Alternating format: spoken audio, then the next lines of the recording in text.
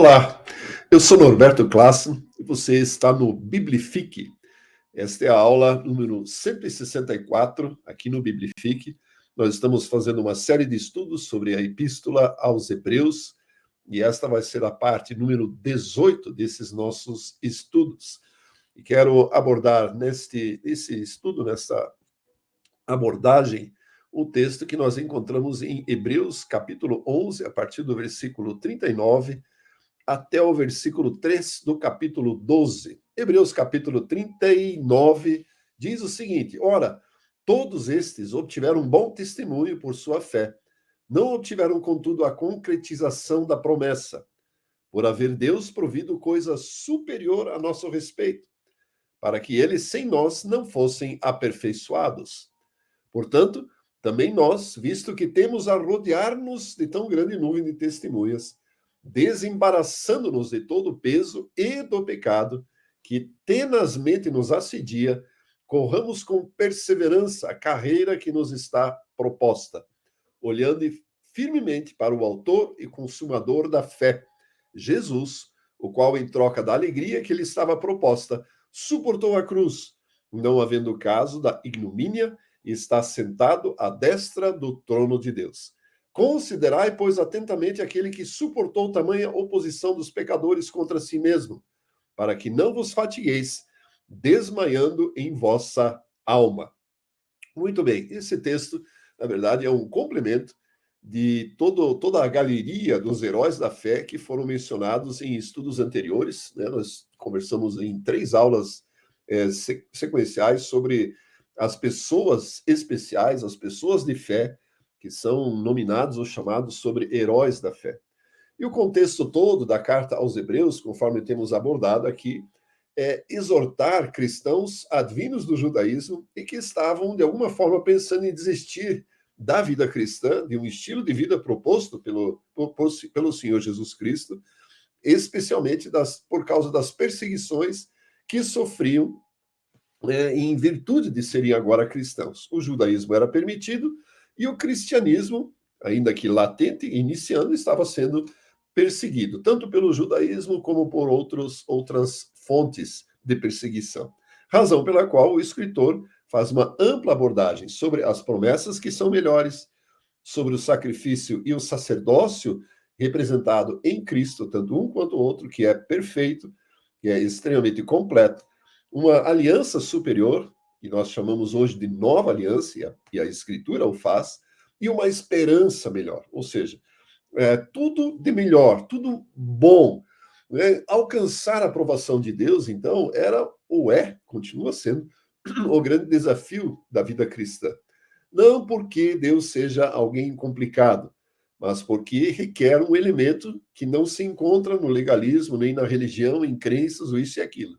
Se chama fé, ou seja, um estilo de vida a ser desenvolvido de maneira adequada. Então, como eu disse, nas aulas anteriores, nós estudamos um grupo de pessoas que receberam da parte de Deus um testemunho de aprovação pelo seu estilo de vida fundamentado, basicamente, nas promessas de Deus e na fé, né, crendo nessas promessas. Então, esses heróis da fé estavam, e isso está representado na história deles, esperando para ver todas as coisas que então são superiores.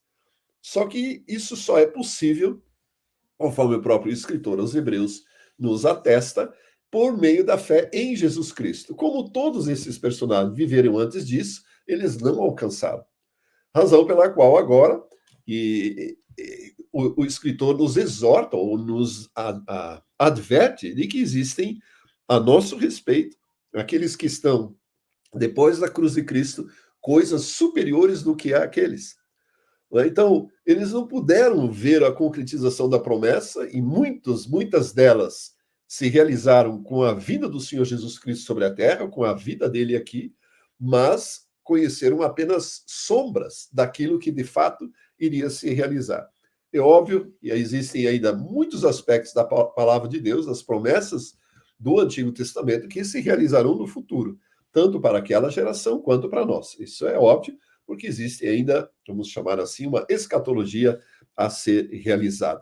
Agora, é evidente que se estes personagens, estes santos do Antigo Testamento, puderam crer não tendo visto a Cristo, ou seja, conhecendo apenas a sombra da realidade, né, não vendo com clareza o que estaria por vir com Jesus Cristo, quanto mais madura, aperfeiçoada precisa ser a nossa fé, uma vez que nós temos a revelação total de Deus em Cristo Jesus, o seu amor, a sua fidelidade e todos os atributos. Ou seja, nós somos chamados pelo próprio nome de Deus, somos povo de Deus, portanto, precisamos, como aqueles, viver um estilo de vida adequado e alcançar, então, estas coisas superiores que estão mencionados. E esse é, na verdade, os versículos do capítulo 11, os dois finais do capítulo 11, nos emendam, nos apontam para justamente a grande afirmação que está no versículo 12, que existe uma carreira proposta, uma corrida que está diante de nós. E essa carreira nós podemos pensar e discutir, debater sobre isso, e é exatamente o objeto desta aula, se refere ao propósito de Deus. Ou seja, existe uma proposta de carreira, uma corrida diante de nós, que eu quero chamar aqui de propósito de Deus. Em outras palavras, visão, chamado, enfim, destino profético, qual seja o nome que nós possamos dar para isso, o fato é que existe uma carreira proposta. E o autor aos Hebreus nos adverte que nós devemos olhar com perseverança para esta carreira. Então eu quero desmontar um pouco, dissecar esse assunto um pouco nesta aula e entendermos o que de fato o escritor aos Hebreus quer dizer e qual é a referência, a conexão com os personagens do Antigo Testamento e de como isso nos afeta na realidade neotestamentária aqui do século XXI e a nossa vida como igreja e como membros do corpo de Cristo. Muito bem, em primeiro lugar, precisamos entender, então, o que significa esta carreira. E, na verdade, poderia até ser traduzido como competição, porque a palavra está sendo utilizada pelo escritor no grego original e enfatiza uma aplicação consciente dos poderes de uma pessoa para atingir um determinado alvo. E, na verdade, está sempre relacionado a uma competição. Nos dias do Novo Testamento, havia jogos atléticos em diversas cidades. Não é? E esta palavra carreira, argon, conforme está sendo utilizada aqui, define ou implica justamente nesta competição. Define em alguns lugares até a reunião de gregos, especialmente os gregos, que eram mais adeptos a esse tipo de competição, para disputar os seus jogos. Então, havia lá corridas, lutas, etc. Vários tipos de competição. Né? E o escritor nos adverte de que outros já conquistaram e aguardam a nossa vitória, ou seja, a nossa parte, a nossa contribuição nesta competição. Eu consigo imaginar aqui como se fosse uma corrida de revezamento. Ou seja, existe um estádio, né, um campo no meio, ao redor do qual as pessoas, então, correm. Nós estamos correndo. É como se gerações anteriores tivessem feito a sua parte, feita a sua volta, deram a sua volta no estádio, em torno do campo, e agora passaram o bastão para a próxima geração. E assim que terminam a sua parte, a sua participação nessa corrida, vão para a arquibancada, que é o que o autor aqui chama de nuvem de testemunhas. Ou seja, vamos imaginar aqui Abraão, Isaac, Jacó, Moisés, enfim, todos a lista de personagens, e inclusive aquelas que estão mencionadas no capítulo 11, fizeram a sua parte, né? Correram a sua corrida, a sua carreira, competiram, e agora têm o direito de se assentar na arquibancada com uma nuvem de testemunhas olhando, assistindo as gerações subsequentes fazerem a sua parte. E agora é a nossa vez, nós estamos lá. E se olharmos para a arquibancada, nós vamos ver, entre aspas, esses personagens. Eles estão aguardando que eu e você façamos a nossa parte, eu e você dermos a nossa volta, passamos o bastão para a próxima geração, se Jesus até lá, então, não voltar. O fato é que esta carreira, esse propósito, que evidentemente demanda um pensamento muito pessoal, muito particular e individual para cada um, mas faz parte também de um propósito comum, ou seja, continuar a carreira, a competição, a corrida que os nossos antepassados, que os outros já conquistaram, né, que já andaram. Ou seja, aqueles personagens do Antigo Testamento nos legaram uma responsabilidade de continuar manifestando o reino de Deus, de escrever a história de Deus nesta terra, né, para que todos juntos possamos alcançar a recompensa, a promessa. Ou seja, a vitória não será de apenas um, a vitória é de todas as gerações em comum. Isso vem de uma figura até dos Jogos Atléticos do passado, porque apenas o vitorioso, apenas o ganhador recebia uma recompensa. Hoje em dia, nas Olimpíadas e em outras competições, né, são premiados os 3 primeiros, em alguns lugares até os 5 primeiros. Mas naqueles tempos era apenas o primeiro. Portanto, é esta mentalidade, esse pensamento que está na cabeça, né, do escritor aos Hebreus, ao dizer que a vitória é de um só. Ou seja, todos estão torcendo para que as gerações atuais, nós, possamos fazer a nossa parte, individual e coletivamente. Não é? Porque senão eles não alcançarão a recompensa. Ou seja, eles, sem nós, conforme diz o texto, não serão aperfeiçoados. Ou seja, eles somente receberão, nós estamos falando, das pessoas de fé relacionadas no capítulo 11 e tantos outros personagens que não estão na lista. Eles só serão aperfeiçoados de fato por terem cumprido o papel na sua geração se nós fizermos a nossa parte. Então, esta é uma responsabilidade enorme, né, para nós como igreja, como povo de Deus. Ou seja, existe uma história de Deus que está acontecendo, existe uma carreira proposta, uma competição que está diante de nós, e nos cabe a responsabilidade de concluí-la, para que todos, como povo de Deus, desde o Antigo Testamento, recebamos a recompensa e sejamos, então, conforme diz o texto, aperfeiçoados. Ou seja, eu e você fazemos parte da história de Deus e estamos concluindo aquilo que os antepassados começaram. Né? Estamos indo adiante. E se Jesus não voltar nas próximas gerações, ou nessa geração, nós precisaremos passar o bastão para outros. E aqui cabe um pensamento muito interessante. Muitas vezes, e provavelmente você, como eu, já nos comprometemos com o próprio Deus ao falarmos e declararmos, proclamarmos: eis-me aqui. Ou seja, consciente ou inconscientemente, todos nós já, em algum momento da nossa vida cristã, dissemos: Senhor, pode contar conosco, eis-me aqui. E isso está valendo, mesmo que tenha sido movido por emoções ou por uma empolgação momentânea, o fato é que Deus considera esta disposição. Eu, há muito tempo atrás, estudei isso na Bíblia e selecionei alguns personagens que um dia declararam a mesma coisa: Senhor, eis-me aqui, pode contar conosco. E normalmente é o pensamento, eu já fiz uma pesquisa entre pessoas mesmo, muitas pessoas, muitos dizem assim e pensam, né, que o eis-me aqui vai levá-los a uma grande conquista ministerial.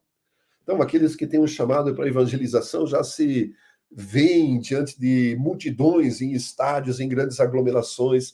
Aqueles que têm um chamado para música, por exemplo, já se veem fazendo sucesso, alcançando êxito mundial e assim por diante. Ou seja, coisas grandes. E quando olhamos para a Bíblia, na verdade, não encontramos esta realidade. Vou te dar alguns exemplos, vou citar as referências e aí você pode estudá-las depois. A história de Abraão é fantástica e nós já abordamos em aulas do Biblifique tantas coisas, mas em Gênesis capítulo 22, ele é posto à prova pelo próprio Deus. Deus o chama de madrugada, durante a noite, e ele diz: eis-me aqui. E Deus lhe dá a tarefa, que é levar o seu filho, Isaque, e Deus ainda nomina o filho, Isaque, para ser sacrificado. E aí a história, então, se segue até ele chegar ao Monte Moriá. E ali, então, Deus provê um substituto para o seu próprio filho, que é o Cordeiro, uma figura extraordinária a respeito da própria entrega de Deus do seu filho Jesus Cristo. Mas nós já abordamos isso. Eu quero enfatizar aqui o eis-me aqui. Será que Abraão poderia pensar que no momento em que Deus o chama e ele corresponde a este chamado, receber uma tarefa desta forma? Da mesma forma, Moisés, que já estava, ou que havia fugido do Egito, não é, por diversas razões, que nós aqui também já abordamos em aulas anteriores, já está com a vida pacata, sossegada, cuidando dos seus rebanhos e do seu sogro, criando os seus filhos, enfim, uma vida familiar, deserto, assim, sossegado, tranquilo. De repente ele sobe ao Monte Horebe e encontra a sarça ardente, né, e ouve desta sarça um chamado da parte de Deus. Se você conhece a história, Êxodo 3 nos relata isso. E quando ele ouve o seu nome chamado desta sarça, ele também fala: Eis-me aqui, eis-me aqui. O que Moisés poderia falar ou pensar a respeito disso? Tudo menos ter a sua aposentadoria, sua vida pacata cancelada e receber a tarefa de voltar ao Egito e libertar a nação de Israel, libertar o seu próprio povo que ele havia abandonado 40 anos antes e trazê-los àquele monte para adorar e servir ao Deus Todo-Poderoso, ao Deus de Israel, ao Deus da aliança. Eu penso que se eu estou no lugar de Moisés, eu não imaginaria uma coisa dessas, de que esta seria a tarefa a mim imposta. E assim nós podemos citar ainda, por exemplo, Isaías capítulo 6, a vida do próprio profeta Isaías, que também era sacerdote, e ele servindo no templo, estava lá diante do altar de incenso, fazendo e cumprindo as suas tarefas sacerdotais, de repente ele percebeu que a glória de Deus, que habitava no Santo dos Santos, estava invadindo o lugar onde ele estava. Ou seja, o manto de Deus invadiu aquele lugar. E ele ficou espantado diante daquela glória, daquela presença de Deus, daquela manifestação de Deus, e diz, como que num lampejo, isso precisa ser anunciado. E Deus pergunta: quem que eu vou enviar para falar a respeito disso? De manifestar a minha glória, o conhecimento a respeito de mim. Isaías diz: mande a mim, envia-me a mim. E aí recebe como resposta Isaías, é o seguinte: você vai pregar, vai proclamar, mas ninguém vai te ouvir. Ninguém vai te ouvir. Não tem os ouvidos, o coração, a mente das pessoas, do meu povo, não está preparado e não se sujeitará à palavra que vem de mim. Isso deve ter, assim, deixado bastante decepcionado o próprio Isaías. No entanto, sabemos pela sequência do livro que ele não se deixou esmorecer e escreveu e anunciou e proclamou a palavra, ainda que não fosse ouvido. Eu quero ilustrar ainda esse aspecto com Ananias, no Novo Testamento.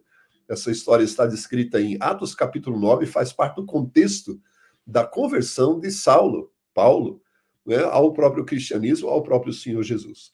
Ananias recebeu, enquanto estava acontecendo todo o fato ali com Paulo, a sua própria conversão, o encontro com o Senhor Jesus, e nas proximidades de Damasco, enfim. E Ananias, um habitante de Damasco, um discípulo de Cristo, recebeu um chamado do Senhor Jesus. Cara, quem dentre nós não responderia imediatamente a Jesus Cristo? Eis-me aqui. O que eu posso fazer? O Senhor está me chamando. Ananias, disse Jesus, eu tenho uma tarefa. Vá a esse endereço, rua direita, na casa de Simão, você vai encontrar um homem, é Saulo, ele está orando e você vai impor as mãos sobre ele para que ele torne a ver e seja cheio do Espírito. O que nós pensaríamos? Saulo era conhecido naquela época e em todas as regiões como um feroz perseguidor do cristianismo, dos discípulos de Jesus. Já havia permitido, por exemplo, que Estevão fosse morto, apedrejado. É evidente que um temor, um pavor, tomou conta da vida de Ananias e poderia, pelo menos eu, no lugar dele, pensar que isso era uma grande armadilha, inclusive que não veio da parte de Deus. E aí Jesus afirma algo muito interessante. Olha, para que você tenha certeza de que sou eu que estou chamando neste exato momento, eu estou dando uma visão a Saulo de que é você, Ananias, que vai entrar na casa onde ele está e lhe impor as mãos. O que eu quero mostrar com tudo isso, com essas histórias, e nós poderíamos emendá-las e continuar falando sobre elas, é que muitas vezes nós criamos uma expectativa tão grande para grandes tarefas no reino de Deus, quando Deus, na verdade, nos necessita para cumprirmos determinadas coisas, nem sempre agradáveis, para justamente continuar a escrever a história dele nesta terra, para continuar a carreira, continuar fazendo o que gerações anteriores já fizeram e nós darmos a nossa contribuição. Um último exemplo ainda para nós entendermos sobre isso é a história de Esther, a rainha Esther, que fora uma escrava, e a história é maravilhosa, linda, de como Deus usou essa menina, que deveria ser lindíssima, viveu nos seus dias como a preferida do rei Artaxerxes, mas em determinado momento precisava fazer algo que não estava nos seus planos. Havia um decreto, e você pode ler a história do livro de Esther, um decreto para a morte de todos os judeus. E ela era uma menina judia, fazendo parte do povo de Deus, que havia sido levado como escravo. E Mardoqueu, o Mordecai, o seu tio, então a advertiu de que havia necessidade de uma intervenção, uma intercessão. E Mordecai fala algo muito interessante. Quem sabe não foi para este tempo que você chegou, Esther, a este reino. Ou seja, Esther, tire da sua cabeça de que você é uma pessoa especial e que foi chamada por Deus para ser rainha. Na verdade, em outras palavras, esta advertência, este chamado de Mordecai, diz o seguinte: Esther, você chegou a este lugar, nesta época, diante deste rei, para contribuir com a história de Deus. E agora você precisa se submeter e buscar a presença do rei para que esse decreto seja revogado. E assim foi. Nós sabemos que assim foi. Ele alcançou de fato isso, e a história conta, o livro conta a história de como o povo de Deus foi privado da morte, da extinção, pela intervenção desta moça. O que eu quero dizer é que, e o texto vale para hoje, e vale para você e vale para mim. Quem sabe não foi para este tempo que Deus nos colocou nesta história, neste lugar, nesta igreja, enfim, para fazermos o que Deus nos chamou para fazer. Então, esse é um assunto muito interessante para nós considerarmos. Esta é a carreira que nos está proposta. Ou seja, nós estamos contribuindo para o propósito de Deus, para a história de Deus na terra. E cabe-nos cumprir aquilo que Deus nos determinou para fazer. A nós cabe também dizermos: Senhor, eis-me aqui. Seja lá para cumprir a tarefa sob a nossa visão mais inglória, ingrata. Mas certamente nós estamos contribuindo com aquilo que Deus está fazendo sobre a terra, por menor que seja aos nossos olhos esta participação. O autor nos adverte também, e eu volto ao texto, dizendo que existem ou podem existir, né, ou nós não podemos nos deixar impedir ou deixar de prosseguir, desembaraçando-nos de todo o peso e do pecado que tenazmente nos assedia. Eu não quero tratar aqui a respeito de pecado, porque isso é um assunto que eu penso e alunos do Biblifique, pessoas que estão assistindo isso, já resolveram, e se não, resolve-se aos pés da cruz do nosso Senhor e Salvador Jesus Cristo. Pecado tem uma série de definições, e eu não quero falar sobre isso, porque isso é um assunto vencido. Agora, existe uma outra palavra aqui que é muito interessante, são os embaraços. Pecados são erros e transgressões da própria lei, dos princípios da palavra de Deus.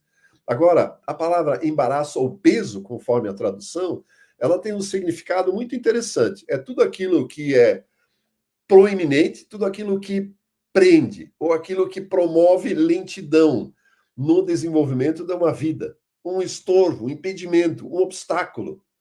Né? Ou ainda nós podemos dizer que é uma distração com aquilo que não é necessariamente prioritário. Ao olharmos mais uma vez para o contexto em que as palavras são usadas, e o autor aqui quer mencionar uma competição atlética, então nós podemos pensar que atletas, na sua fase preparatória, e assim é nos nossos dias, usavam como que pesos de chumbo nos seus treinamentos. E quando estavam lá, por exemplo, para corredores, estavam na corrida deles, esses pesos precisavam ser deixados de lado. Então, é exatamente esse contexto que o escritor está abordando aqui. Ou seja, existem coisas que não precisam ser aliviadas para que nós possamos competir. Tanto é que, por mais embaraçoso que possa parecer, os atletas gregos, inclusive, tiravam suas roupas, ou seja, competiam e corriam totalmente nus e descalços, para que nada pudesse atrapalhar o seu desempenho. E é sob essa ótica que o escritor aos Hebreus nos coloca aqui, que nós, para prosseguirmos na nossa carreira, aquilo que Deus tem nos proposto, devemos deixar todo o pecado, ok, já sabemos como resolver isso, e todo peso, todo embaraço, todo impedimento, obstáculo que possa atrapalhar, né, tudo aquilo que promove lentidão no desenvolvimento deixado de lado. Eu fico pensando o seguinte, né? Nos exercícios de academia, muitas vezes nós somos levados a colocar peso nas pernas ou nas mãos, né, os pesos, mas especialmente nas pernas, é como se fossem de chumbo mesmo, né, para fazer ali os exercícios. Eu fico pensando que na nossa vida, se nós fôssemos obrigados a usar esses pesos, tipo 2 quilos em cada perna, de chumbo, aquelas cintas, elas não são tão largas, nem tão proeminentes, e eu acho que nós nos acostumaríamos aqui. O problema, ou a questão é que o texto fala de algo que é proeminente. Então vamos imaginar que nós fôssemos destinados a carregar 2 quilos em cada perna de chumbo. Isso é uma coisa. Agora imagine carregar 2 quilos de flocos de isopor em cada perna. Isso atrapalharia demais, impediria demais a locomoção física e levado para o campo espiritual ou da vida cristã, certamente isso nos atrapalharia. Então, nós podemos listar uma série de impedimentos, de obstáculos, de elementos que promovam lentidão.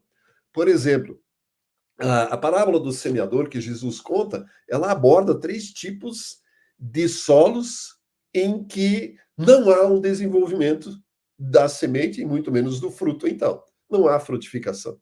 Ou seja, os prazeres da vida, as vantagens que o mundo nos oferece e a fascinação pela riqueza. Né? Depois se pode estudar isso, inclusive em aulas do Biblific, nós já abordamos essa parábola também. Ou seja, existem coisas que nós olhamos para a nossa vida e que acabam criando ou sendo obstáculos para o desenvolvimento da vida cristã. As vantagens que o mundo oferece e principalmente a fascinação por aquilo que não temos, né? Para não chamarmos aqui de riqueza, né? Porque o conceito é muito amplo.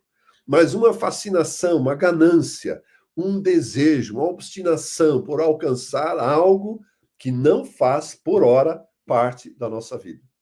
Tudo isso, né, esse comportamento não permite que a semente da palavra de Deus, por exemplo, frutifique em nossas vidas, ou naqueles que estão nesse processo.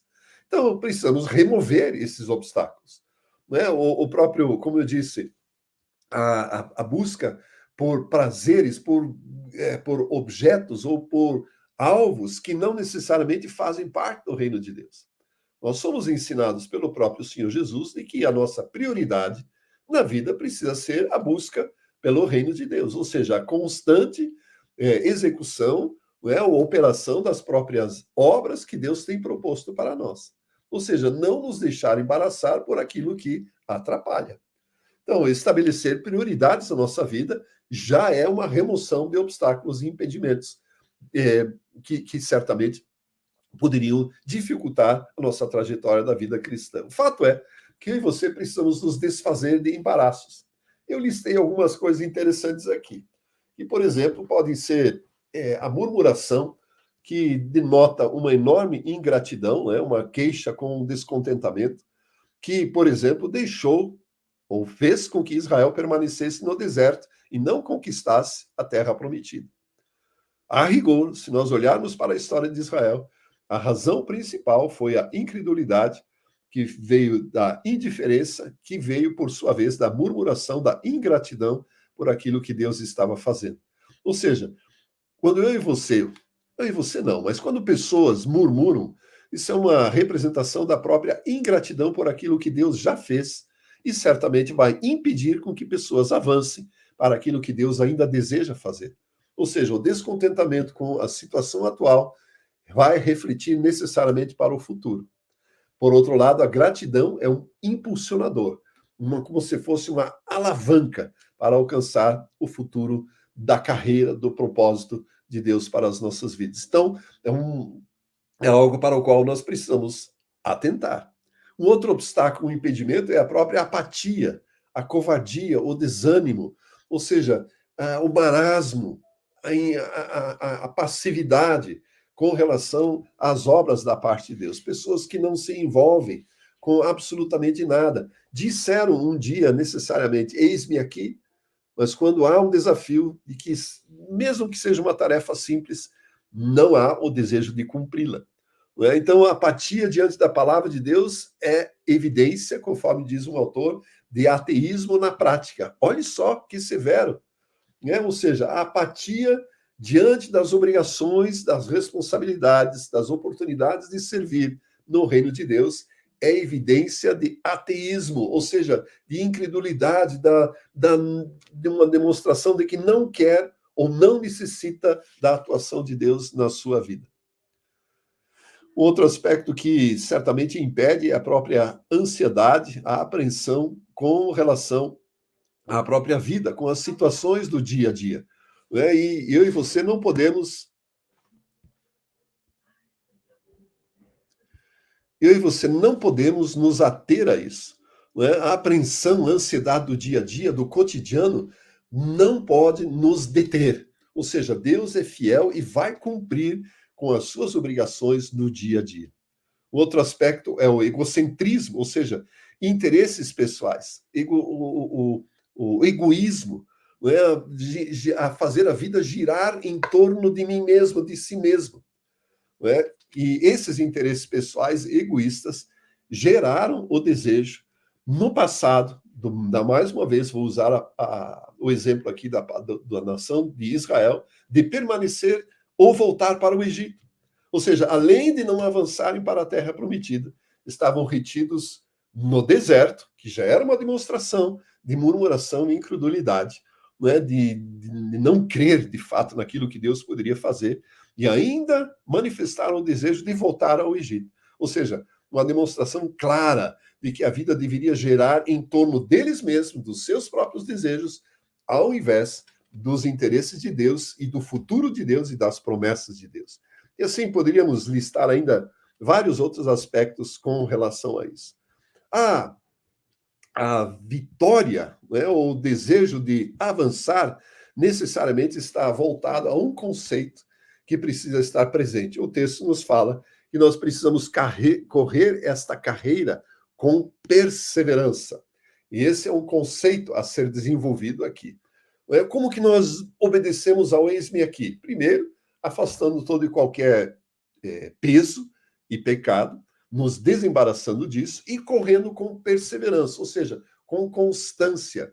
No Novo Testamento, a palavra está relacionada a uma característica de uma pessoa que não se desvia do seu propósito e manifesta lealdade com aquele que o chamou. No caso, Jesus Cristo. Ou seja, nós seremos perseverantes se formos leais e fiéis ao propósito que Deus estabeleceu para nós em Cristo Jesus. Perseverante é uma característica daqueles que são diligentes, ou seja, daqueles que ousam ser obedientes às próprias disciplinas espirituais, e não negligenciam, por exemplo, a leitura da palavra de Deus, a vida de oração, o serviço na igreja, jejum e outras. Poderíamos citar aqui as obras de fé, enfim, tudo aquilo que está relacionado ao próprio reino de Deus. O apóstolo Paulo, na carta aos Coríntios, em que ele usa a mesma figura, ou seja, de uma competição esportiva, de jogos atléticos, ele diz que um atleta em tudo se domina. O atleta não é coroado, ele não recebe a sua recompensa se não lutar ou competir segundo as normas. Ou seja, existe, vamos chamar assim, de um protocolo, para competirmos no reino de Deus. E esse protocolo está relacionado a evitar tudo aquilo que impede a completa eficiência, conforme já abordamos, e tudo aquilo que poderia causar a desqualificação como atleta, no exemplo de Paulo, por exemplo, 1 Coríntios capítulo 9. Ou seja, naqueles dias, atletas eram desqualificados quando não cumpriam o rigoroso programa de preparação e da própria competição. Ou seja, perdia inclusive a sua cidadania. Era um rigor muito maior do que nos nossos dias com relação às competições esportivas.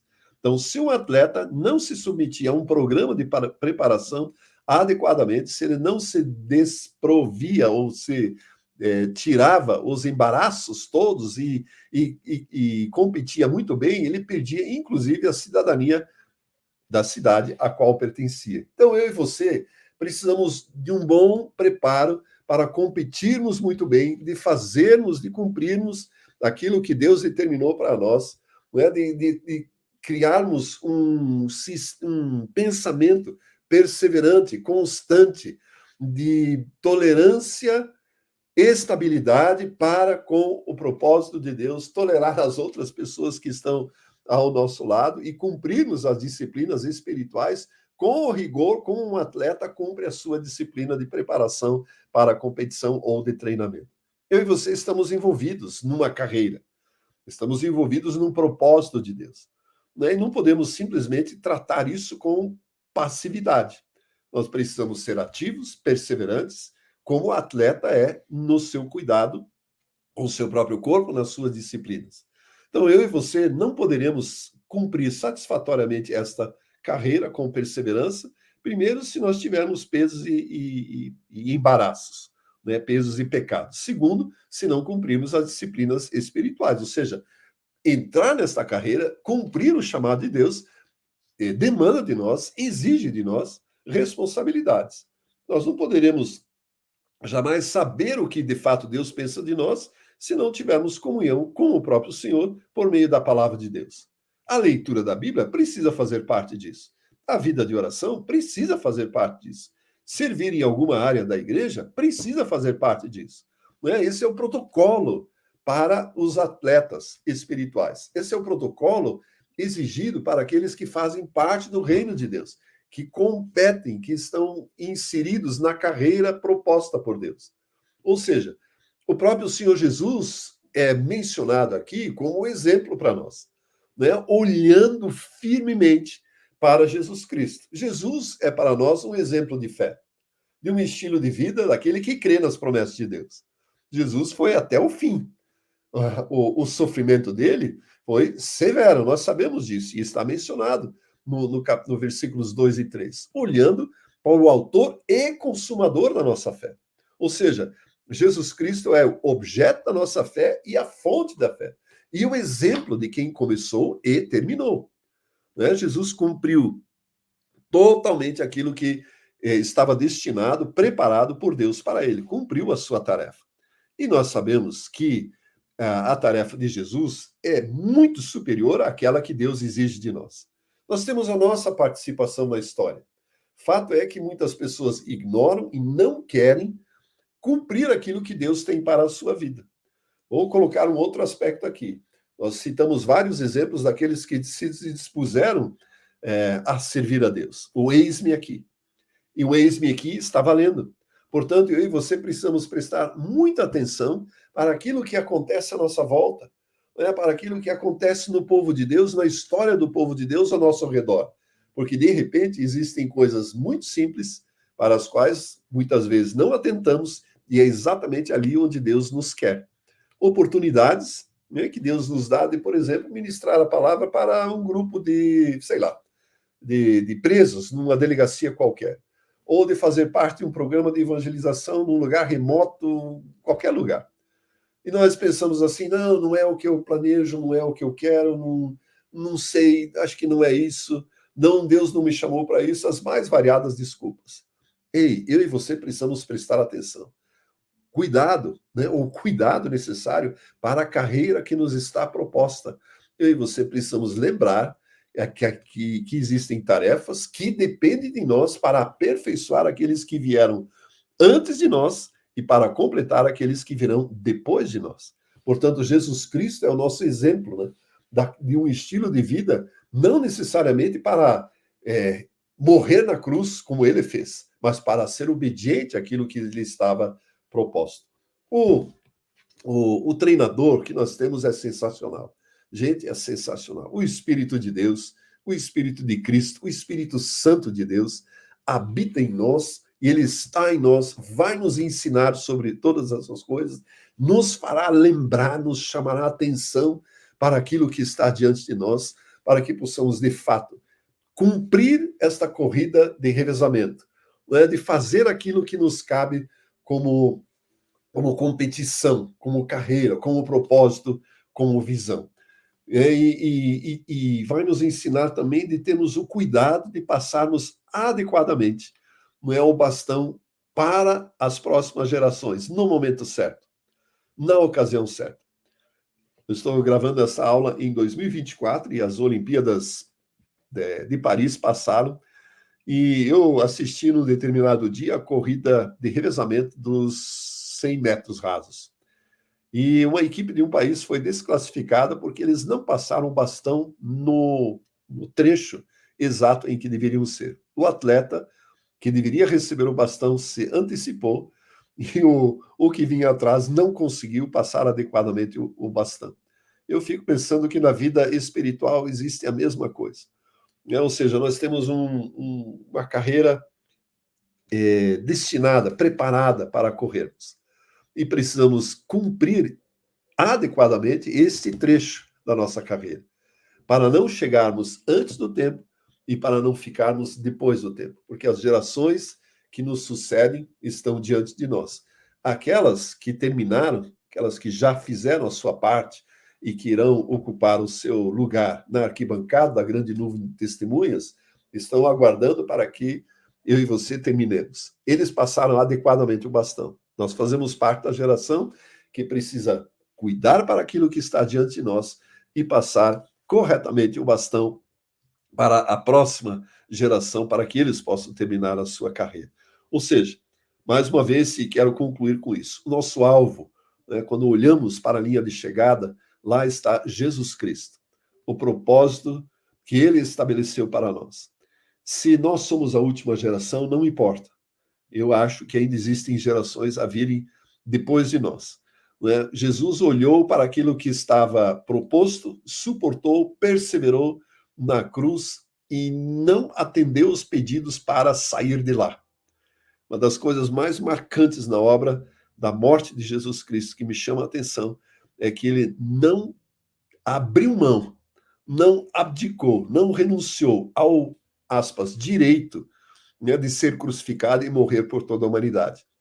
Nós sabemos que pelo poder que ele tinha, ele poderia se livrar daquilo. Poderia, facilmente, dizer, não, não quero. É muito doloroso, é muito pesado, não quero. Mas ele abraçou a sua cruz como se fosse dele mesmo e disse, não vou abrir mão, não vou renunciar, não vou deixar de ser leal àquilo que Deus estabeleceu para mim.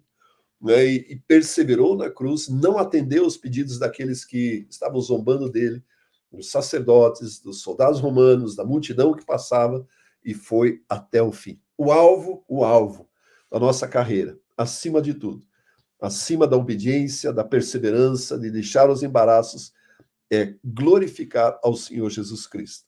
É estabelecê-lo como, de fato, Senhor sobre as nossas vidas. Se nós somos servos de Jesus como Senhor, cabe-nos glorificar a Ele acima de tudo. Né? Jesus Cristo é o herdeiro de tudo, é o resplendor da glória, expressa a perfeita imagem de Deus sobre a terra, ou expressou. Né? Ele é o nosso alvo. Glorificar a Ele precisa ser a recompensa maior. Não importa o que nós receberemos quando completarmos a nossa carreira. Não importa qual será a nossa coroa. Se da justiça, de paz, quantas pedras haverá, se ela é pequena, grande, valiosa ou não valiosa.